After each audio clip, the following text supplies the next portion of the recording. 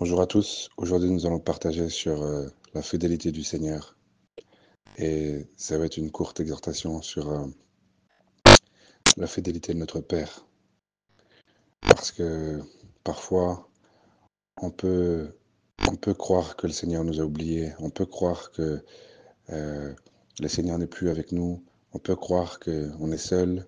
On peut croire tout un tas de choses que l'ennemi ne peut nous faire croire ou que la chair veut nous faire croire.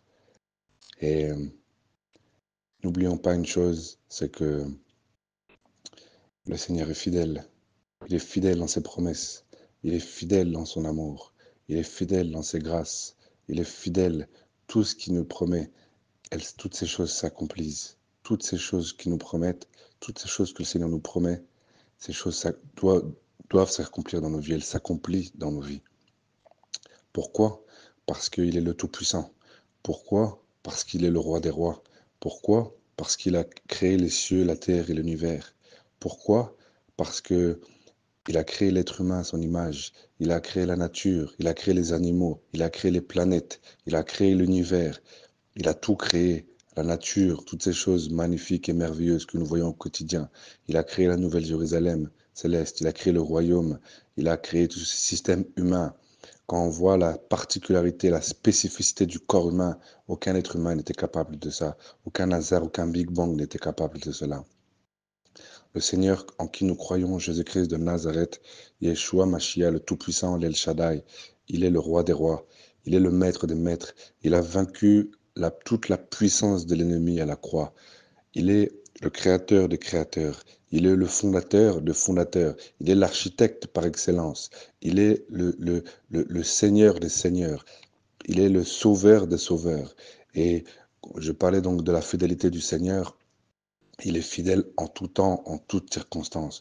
Ne soyons pas séduits par l'ennemi qui veut nous faire croire que notre Créateur, Yeshua, Mashiach, s'est trompé, qui nous a oubliés, qui nous a délaissés. Quel père, quel père laisserait un fils dans la difficulté alors que ce père est le Tout-Puissant? Quel père laisserait son fils aller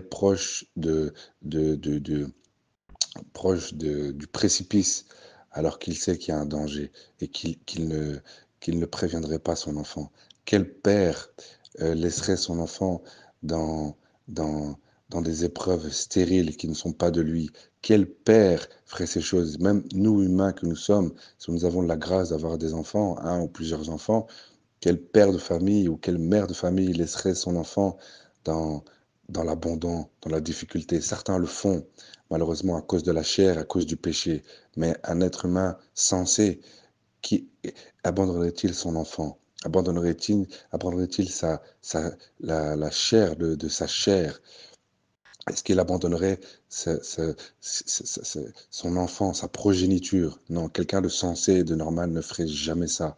Même si son enfant le fait vivre la pire des choses, nous, en tant que parents, en tant que ceux qui ont la grâce d'avoir des enfants, en tant que père et mère, jamais nous ne pourrons faire de telles choses. À combien plus forte raison le Créateur, le fondateur de toutes choses, l'El Shaddai, le Tout-Puissant, le Roi des rois, le maître des maîtres, Yeshua Mashiach, le sel de la terre, au combien plus forte raison euh, lui qui est tout puissant et qui est père, laisserait son enfant qui cherche à le craindre, qui cherche à lui plaire, qui cherche à lui obéir, qui lui cherche véritablement à se sanctifier pour le plaire, l'abandonnerait-il? Est-ce que nous pouvons penser que notre Seigneur Yeshua Mashiach, Jésus-Christ de Nazareth, serait capable de cela? Non, il ne l'est pas. Nous sommes à ses yeux comme la prunelle. Nous sommes la prunelle de ses yeux. Nous sommes le sujet de toutes ces attentions particulières. Même s'il y a des milliers d'enfants dans le monde entier, il attache une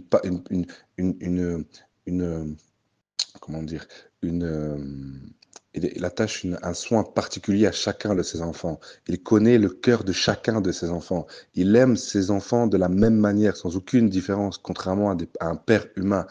Il est celui qui veille sur nous nuit et jour. Même si nous tombons, il nous relève. Même si on est dans les difficultés, il nous relève et il nous conduit dans le chemin de la vérité. Il nous conduit là où il veut que nous soyons. Il nous conduit dans la sanctification. Il nous conduit dans la sainteté. Il nous conduit dans la pureté. Même si nous nous éloignons de lui pendant un temps à cause du péché, à cause de la séduction, lui demeure fidèle aussi pendant un temps. Mais il est lent à la colère. Il est patient envers nous, afin que nous nous repentions, afin que nous décidions de revenir vers lui, afin de se sanctifier, afin de revenir vers lui, afin de pouvoir être utile pour son royaume, afin de pouvoir être utilisé pour la gloire de son nom. Souvent, nous murmurons, souvent nous sommes dans les gémissements, dans les épreuves, mais le Seigneur utilise les épreuves, le Seigneur utilise les difficultés de ce monde, le Seigneur utilise les choses du quotidien afin de nous briser, afin que nous portions encore plus de fruits pour la gloire de son nom. Il est l'Elohim parfait. Et quand nous sortons de cette épreuve, ou quand nous voyons les fruits se manifester, quand nous voyons les dons se manifester d'une manière vraiment qui nous surprend, d'une manière tellement puissante, là, nous glorifions le Seigneur. Quand le Seigneur se glorifie, quand l'épreuve par laquelle nous passons, nous sortons de là dans la victoire, nous glorifions le Seigneur. Mais sachons une chose, lorsque le Seigneur nous promet des choses, attachons-nous à ses promesses, parce qu'il est fidèle, parce qu'il n'a pas changé, parce qu'il est le même hier, aujourd'hui et éternellement. Il est le seul chemin, la vérité, la vie. Il est l'Emmanuel, le Tout-Puissant, le Roi des Rois. Aujourd'hui, je vais célébrer son nom, je vais célébrer sa grandeur, je vais célébrer sa splendeur, parce qu'il est le créateur de toutes choses, parce qu'il est le fondateur de toutes choses, parce qu'il mérite toute la gloire, parce qu'il mérite toutes les acclamations. Et nous devons l'élever, nous devons le glorifier. Même dans les moments difficiles, nous devons exalter son nom. Nous devons persévérer jusqu'au bout, même si c'est pas évident chaque jour de le suivre, mais nous devons le suivre, nous devons le craindre, nous devons lui obéir, nous devons demeurer dans sa présence, nous devons demeurer à ses pieds pour la gloire de son nom.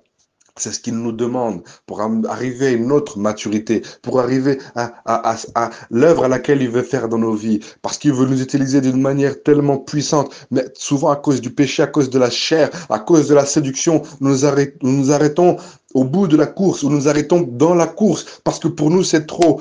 Alors que la parole déclare que le Seigneur ne nous éprouvera jamais au-delà de ce que nous sommes capables de supporter. Il est fidèle, il n'est pas infidèle. Il connaît les souffrances dans la chair lui-même pendant plus de 33 ans et demi sur cette terre. Il a souffert sur cette terre pour nous, par amour pour nous, parce qu'il nous aime, parce qu'il veut nous sauver, parce qu'il voulait nous sauver et il veut encore chaque jour nous sauver.